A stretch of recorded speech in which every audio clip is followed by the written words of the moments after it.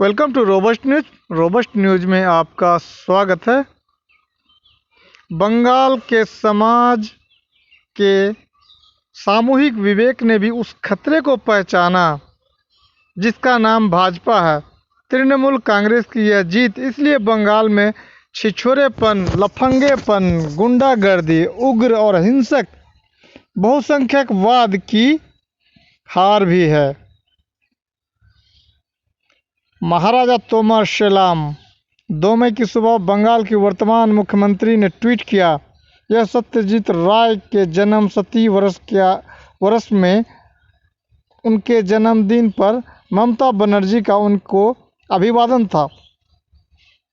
इससे उनके उस आत्मविश्वास का पता चलता था जिसके कारण रात होते होते मालूम हुआ कि ममता के जख्मी पांव ने भाजपा की गेंद को लंबी किक लगा दी है।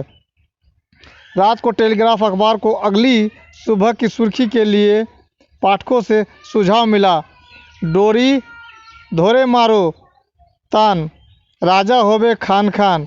मतलब सीधा सा है, रस्सी पकड़कर खींचिए राजा चूर चूर हो जाएगा।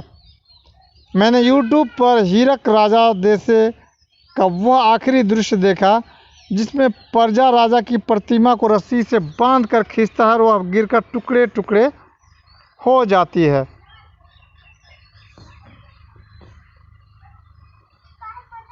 बंगाल ने सांसों के लिए लड़ते हुए भारत को ऑक्सीजन दिया है।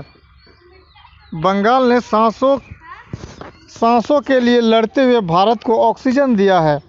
बंगाल ने भारत को बचा लिया। ममता बनर्जी ने बंगाल में अपनी जीत के बाद यह सादा सा वाक्य कहा, इससे बेहतर तरीके से बंगाल के चुनाव नतीजे के आशय को व्यक्त भी नहीं किया जा सकता था। 5 राज्य अपनी नई विधानसभा चुने जा रहे थे, लेकिन नरेंद्र मोदी नित्य भारतीय जनता पार्टी अगर कोई एक राज्य बुरी तरह जीतना चाहती थी तो वह बंगाल था। लेकिन अकेले दम ममता बनर्जी ने भाजपा की हमलावर सेना को रोक दिया। उसके साथ ही यह कहना ही होगा कि बंगाल के समाज के सामूहिक विवेक ने भी उस खतरे को पहचाना जिसका नाम भाजपा है। यह जीत इसलिए बंगाल में छिछोरेपन, लफंगेपन, गुंडागर्दी, उग्र और हिंसक बहुसंख्यकवाद की हार भी है। पिछले 7 साल से और खासकर चुनाव प्रचार के पिछले 5 महीनों में भाजपा के नेताओं ने एक अश्लील चुनाव प्रचार किया। बंगाल के लोग ही नहीं, पूरे देश के लोग अवाक रह गए जब उन्होंने अपने प्रधानमंत्री को दीदी ओ दीदी कहकर ममता बनर्जी पर फप्ती कसते देखा। 70 पर पहुंचा एक बुढ़ा जो देश का प्रधानमंत्री भी है, सड़क छाप छोकरे की तरह जो राह चलते लड़कियों पर सीटी बजाता है, करेगा। यह भाजपा और राष्ट्रीय स्वयं सेवक संघ की संस्कृति के अनुरूप हो, लेकिन बंगाल को यह सख्त नागवारा गुजरा, खासकर बंगाल की महिलाओं और लड़कियों को। प्रधानमंत्रियों का यह असभ्य आचरण अपवाद न था, बल्कि भाजपा और संघ की संस्कृति के मेल में ही था। यह साबित हुआ जब भाजपा के बंगाल के नेता दिलीप घोष ने ममता बनर्जी के पांव में चोट आ जाने के बाद कहा कि साड़ी उठाकर टांग दिखाने से अच्छा है कि ममता बरमूडा ही पहन ले। शुभेंदु अधिकारी ने ममता को बेगम कहकर ताना कसा। ममता सिर्फ भाजपा से नहीं लड़ रही थी, वे खुलकर भाजपा की जीत के लिए उसके पक्ष में रास्ता हमवार बनाने में जुटे चुनाव आयोग की ताकत से भी लड़ रही थी। चुनाव आयोग ने 8 चरणों में बंगाल का चुनाव किया। इस भीषण संक्रामक महामारी में उसने 2 महीने तक चुनाव प्रचार को फैला दिया। यह भारत के चुनाव के इतिहास में अभूतपूर्व था और सिर्फ नरेंद्र मोदी और अमित शाह को अधिक से अधिक मौका देने के लिए किया गया था। यह सबने नोट किया। चुनाव आयोग के अधिकारियों ने सत्ता की चाटुकारिता में बंगाल के लोगों को महामारी में झोंक दिया। महामारी की तीव्र हो जाने के बाद भी उसने महामारी के तीव्र हो जाने के बाद भी उसने बाद 3 चरणों के मतदान को एक बार करने से जो इनकार किया, उसकी कीमत बंगाल चुका रहा है। कोरोना का संक्रमण गांव-गांव में फैल गया है। अगर बंगाल का उच्च न्यायालय भी उसके बारे में वही टिप्पणी करे जो मद्रास उच्च न्यायालय ने की है, यानी उस पर लोगों की मौत के लिए मुकदमा चलना चाहिए, तो क्या वह गलत होगा? कमेंट में अपनी राय दीजिएगा। साथ ही आयोग ने तृणमूल कांग्रेस के नेताओं पर तो कई बार आचार संहिता के उल्लंघन के लिए दंडित किया, लेकिन भाजपा के नेताओं के खुले बहुसंख्यकवादी और अश्लील प्रचार की तरफ से आंख मूंद ली। बहुत शोर मचाने पर एकाध नेता को हल्की तंबीह करके छोड़ दिया। तृणमूल कांग्रेस के प्रशांत किशोर ने वही कहा जो सबने देखा कि भारत के अब तक के चुनावी इतिहास में किसी चुनाव आयोग ने इतने निर्लज्ज, यानी इतने बेशर्मी, इतने बेढंग, बेशर्म तरीके से केंद्रीय सत्ताधारी दल के लिए पक्षपात नहीं किया जितना इस बार के चुनाव आयोग ने। उसने तृणमूल कांग्रेस के लिए हर मुमकिन मुश्किल खड़ी की। इसके बावजूद अगर वह जीत गई तो इसे चुनाव आयोग की हार भी मानना चाहिए। चुनाव आयोग के साथ चुनाव घोषित होने के साथ ही सीबीआई, प्रवर्तन निदेशालय, ईडी जैसे केंद्रीय एजेंसियों ने तृणमूल कांग्रेस के नेताओं और उनके संबंधियों के खिलाफ दंडात्मक कार्रवाई की या उसकी शुरुआत की। इन छापों और गिरफ्तारियों का मकसद था कि एक तृणमूल कांग्रेस को सार्वजनिक रूप से बदनाम करना। वे सफल नहीं हो पाई, इसलिए यह भी उनकी भी हार है। तृणमूल कांग्रेस की जीत और भाजपा की हार अहंकारी हिंदी राष्ट्रवाद की हार भी है। टेलीग्राफ अखबार ने ठीक ही नोट किया कि भाजपा के राष्ट्रीय नेताओं ने बिना अनुवादक के हिंदी में ही बोलने की जो ठसक दिखलाई, उसने भी बंगाल के लोगों को विरक्त किया। हिंदी के माध्यम से पिछले 7 वर्षों में जिस उग्र बहुसंख्यकवादी भाषा और मुहावरे का हमला बंगाल पर किया गया, उसकी विकृति का बोध शायद अवचेतन में बंगाल वासियों को हो सका। No Durga no Kali, only Ram and Bajrang Bali, जय श्री राम जैसे आक्रामक नारे और रामनवमी जुलूसों के सहारे बंगाल को बदल देने के षड्यंत्र को शायद हमले से ज़्यादा बंगाल के लोग समझ पा रहे थे। बंगाल में रोजी कमाने के लिए बिहार, पूर्वी उत्तर प्रदेश से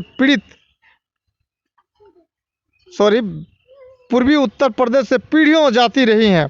भाजपा ने उनके सहारे मुसलमान विरोध का प्रसार करने का प्रयास किया। हिंदी और बंगाल का रिश्ता भी पुराना है, बल्कि आज की हिंदी के लिए तब के कलकत्ता में प्रस्थान बिंदु का काम भी किया था। रविंद्रनाथ कबीर को संकलित करके बांग्ला में पहुंचाना जरूरी समझा था और क्षिति मोहन सेन ने संत परंपरा का अवगाहन किया था। जाहिर तौर पर वे जिस हिंदी से बांग्ला का ऊर्जा देना चाहते थे वह भिन्न थी।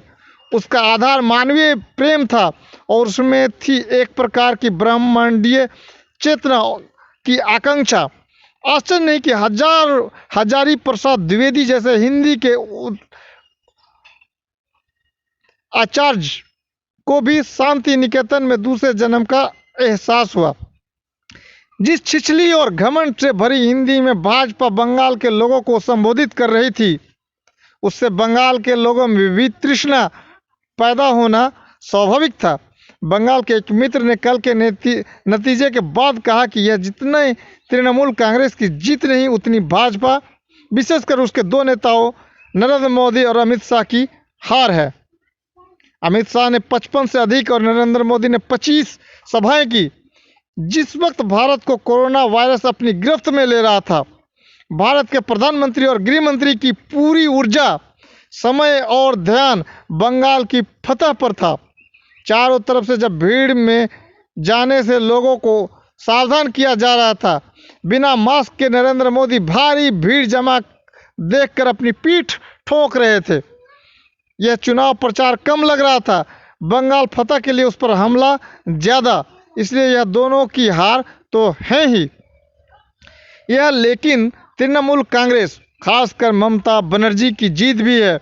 एक नितांत असमान युद्ध में अपने आप पर विश्वास रखते हुए वे अपनी पार्टी के कार्यकर्ताओं का हौसला भी बनाए रख सकी। जब एक एक कर उसके पुराने नेताओं को तोड़ लिया गया, उन्होंने नंदीग्राम से चुनाव लड़ने का ऐलान करके पार्टी में जोश भर दिया। जब सारे लोग कह रहे थे कि भाजपा ने ध्रुवीकरण कर दिया है, ममता इस यकीन पर टिकी रही कि ध्रुवीकरण अवश्य होगा, लेकिन हिंदू मुसलमानों का नहीं, धर्मनिरपेक्षता और सांप्रदायिकता के बीच। जनता की बड़ी आबादी जिसमें मुसलमान शामिल हैं, लेकिन बड़ी संख्या में हिंदू भी बहुसंख्यकवाद के खिलाफ एकजुट या ध्रुवीकृत हुए। इसमें कोई शक नहीं कि बंगाल की तृणमूल कांग्रेस सरकार के जन कल्याणकारी कार्यक्रमों ने उसके लिए एक आधार बनाए रखा था, लेकिन यह चुनाव पूरी तरह विचारधारात्मक था। किसी भी क्षण ममता बनर्जी ने अपने कठोर धर्मनिरपेक्ष रूप में नरमी नहीं दिखलाई। उन्होंने चंडी पाठ किया, मंदिर में गई, लेकिन अल्पसंख्यकों से अपनी सहानुभूति पर पर्दा डालने का कोई प्रयास नहीं किया। बंगाली समाज में सबकी बराबर भागीदारी होगी, मुसलमान द्वितीय दर्जे पर नहीं धकेले जा सकते, यह वो पूरे जोर लगाकर बोलती ही नहीं। ममता के इस रुख ने बंगाल के सब जन को, और उसका मतलब साक्षर नहीं है, भरोसा दिया, और बदले में उन्होंने ममता बनर्जी पर भरोसा जतलाया। भाजपा के एक सांसद ने चुनाव नतीजे एक बाद गैर बंगाली हिंदुओं को डराने की दयनीय कोशिश की। उन्होंने इस चुनाव नतीजे को धर्मनिरपेक्ष जनमत पर अल्पसंख्यक वीटो कहकर उन पर हिंदुओं को धुतकारा, जिन्होंने तृणमूल कांग्रेस के पक्ष में मतदान किया। तृणमूल कांग्रेस की जीत बंगाली व्यापी है। 213 विधानसभा क्षेत्रों में मुसलमान निर्णायक नहीं है। इन क्षेत्रों में जिन हिंदुओं ने तृणमूल कांग्रेस को मत दिया, वोट दिया, उन्हें देखने से इनकार करना और फिर हिंदुओं में एक मुसलमान भय, वही विषाक्त दिमाग पैदा करना चाहता है, जिसे बंगाल ने अभी खारिज कर दिया है। ममता बनर्जी पर आरोप है कि उन्होंने क्षेत्रीयतावाद का सहारा लिया, लेकिन ममता लगातार कहती रही कि यह चुनाव सिर्फ बंगाल के लिए नहीं, भारत के वर्तमान के लिए महत्वपूर्ण है। बंगाल का भाजपा से बचना भारत को वापस इंसानियत को हासिल करने का साधन होगा, यह बार बार उन्होंने कहा। इसलिए वह संघीय विवेक की रक्षा की बात कर रही थी और राष्ट्रवाद के नाम पर हिंदी विस्तारवाद और केंद्रीयकरण का विरोध कर रही थी। केरल और तमिलनाडु ने भी इस विस्तारवाद की पराजय हुई और यह भारत के लिए शुभ है। मित्र कुमार राणा ने कहा कि अब हम यह समझ गए हैं कि हम क्षणों में ही अपना जीवन जीते हैं, कोई अंतिम अस्थायी काल नहीं है। यह क्षण सिर्फ राहत का नहीं है, यह पराजित अनुभव करती धर्मनिरपेक्ष राजनीति को पांव टिकाने के लिए जमीन मुहैया कराने का क्षण भी है। इस बात को वाम दल समझ लें तो बेहतर। कम से कम दीपांकर भट्टाचार्य के नेतृत्व वाली CPI-ML ने तो समझा है, CPM को यह समझना बाकी है। यह नहीं कि उनका आधार लुप्त हो गया है, लेकिन उनके मतदान ने तृणमूल कांग्रेस के पक्ष में मतदान करके अपनी पार्टी से बेहतर राजनीतिक समझ का परिचय देते हुए इस समय भाजपा को हराने का कर्तव्य निभाया। यही कांग्रेस के साथ भी हुआ। यह क्षण इन दोनों को अपने आप को नए सिरे से संगठित करने और अपनी राजनीति के परिष्कार का अवसर भी देता है। वाम दल की शून्यता पर अफसोस का अवसर नहीं, उसका यह बलिदान बंगाल और भारत में धर्मनिरपेक्ष राजनीति को पुनर्गठित करने का अवसर दे पाया। इस रूप में वे उपयोगी ही रहे हैं।